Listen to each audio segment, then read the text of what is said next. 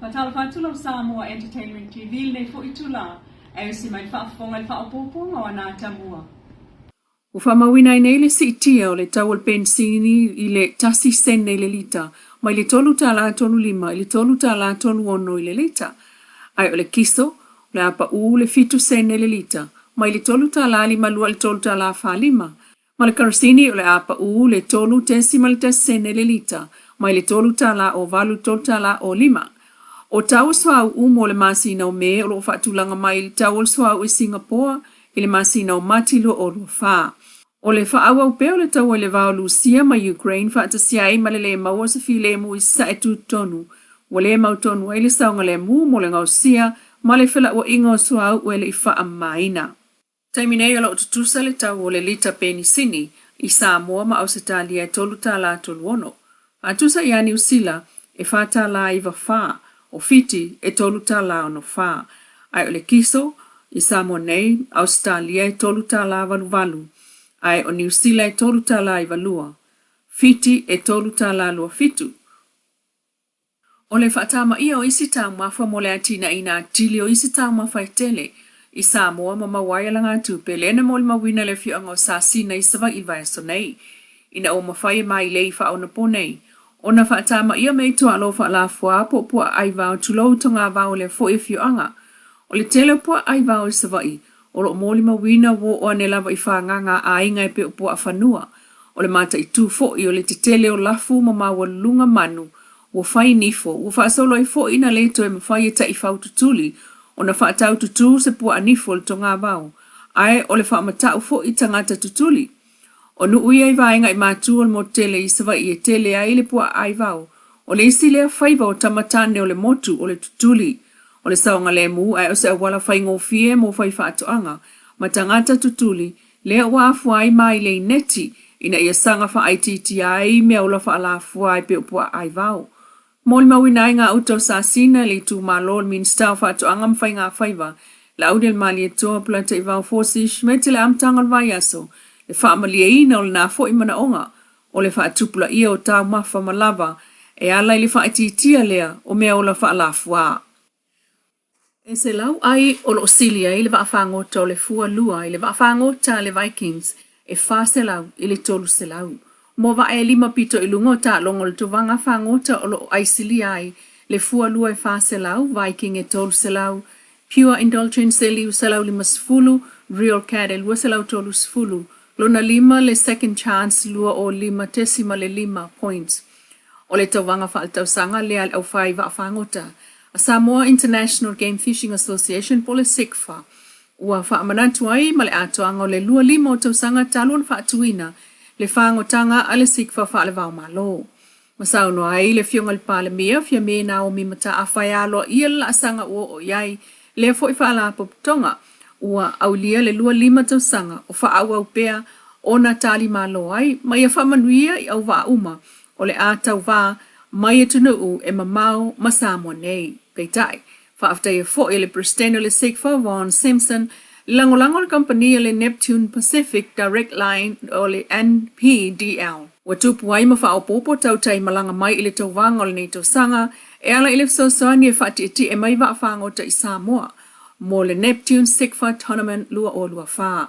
Sauno ai le fiongal palamia i le anganga o le whawaaua wa e whaatau wā, lea o lo maua mai lea fo i ta alongo le tai, o tosina mai ei au wa ai lua mai Amerika Samoa, ma le tolu mai waa a New Zealand, o le tūlanga mata ina lea wa au mai whaata si ai tau tai, e umane lea solona lua o le ta alonga, o lo aisili ai le fua lua e wha selau, Viking tolu selau, Pure Indulgence e lua selau lima sfulu, le Real Cat e lua selau tolu sfulu, lona lima le Second Chance e lua selau ma le lima, tesima le lima ai.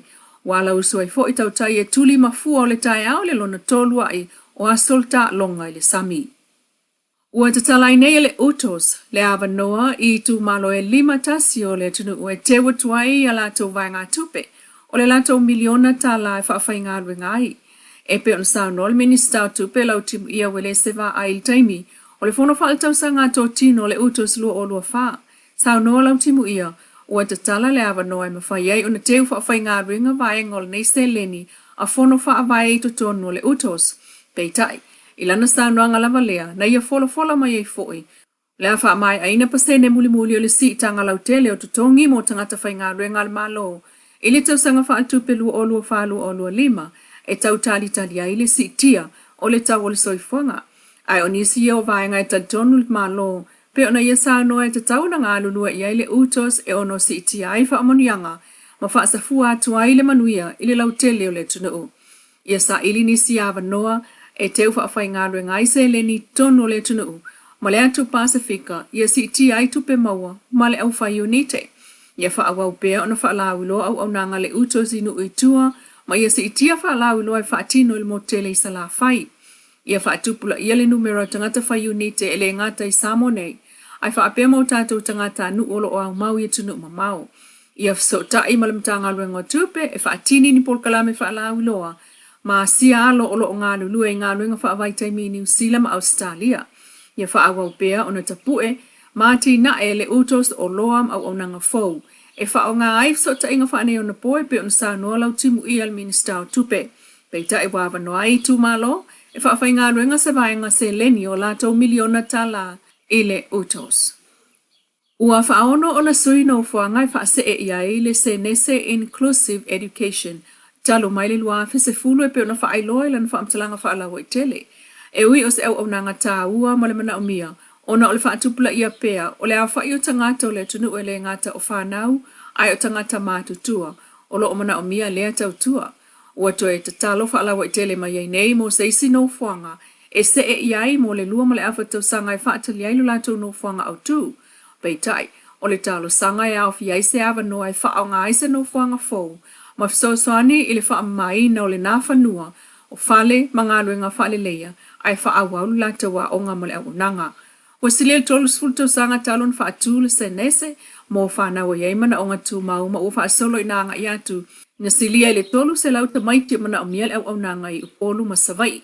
E au fia ile vaenga whainga tā ona tau tala, o me wha iei a onga au nanga i me wha alongo, po le vaenga longo noa, malenga ngana wha ngungu ma le longo noa. Wa wha aile nei o tau sanga, o wha afoe mai vai tele le ofisol se nese, e le tutongia pe tai o le si tio tangata mana o mia le au nanga. Wa ve ai malu i tau li saunga le mul no whanga o iai nei ona i tū lata i le awala. Pe ona tā ua le sui o le pulenga sangato vau liko.